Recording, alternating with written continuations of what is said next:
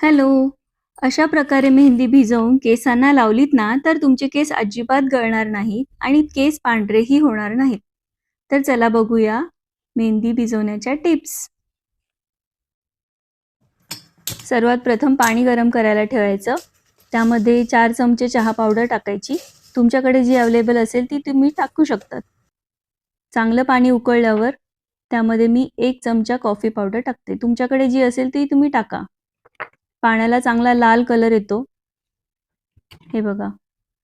चांगलं मिश्रण एकजीव झाल्यानंतर थंड करायला साईडला ठेवायचं. ही माझी लोखंडाची कढई. यामध्ये मी मेहंदी भिजवत असते. तर ही आहे माझी प्युअर फॉर्ममधली मेहंदी पावडर.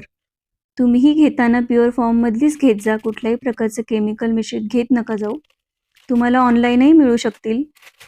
त्या तुम्ही चेक करा. तर मग मी एवढी माझ्या केसांच्या लेंथच्या हिशोबाने मेहंदी पावडर घेतली आहे. त्यात मी ॲड करते आवळा पावडर.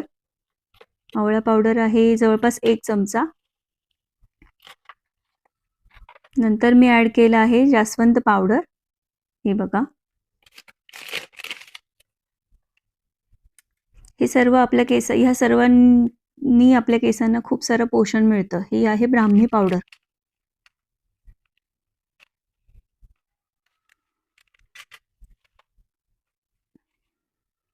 ही आहे भृंगराज पावडर. हे तुम्हाला ऑनलाईन किंवा एखाद्या तुमच्या मेडिकलमध्येही जवळपास मिळू शकतात प्रोडक्ट्स. ही आणि शिकाकाई पावडर. हे आपल्या केसांच्या हेल्थसाठी खूप चांगले आहेत. हे सर्व टाकून मी मेहंदी भिजवत असते. मी मेथीचं आणि जवसाचं पाणी पण टाकत असते, पण ह्यावेळेस जरा मला घाई होती. त्यामुळे मग हे राहिलं करायचं. तुम्ही हे नक्की टाका तुमच्या मेहंदी भिजवताना. हे बघा, आता चहा आणि कॉफीचं पाणी मी गाळून घेतलंय थंड झालेलं. ते साईडला थंड करायला ठेवलं होतं.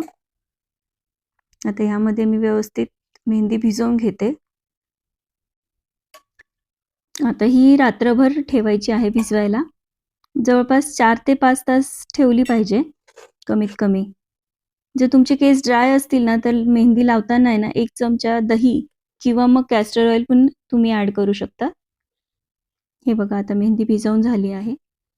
मेहंदी लावल्यानंतर जर तुमचे केस जर रेडिश वाटत असतील, पांढरे झाले असतील जास्त, तर तुम्ही त्यामध्ये ना दुसऱ्या दिवशी ही इंडिगो पावडर आहे, ही तुम्ही लावू शकतात.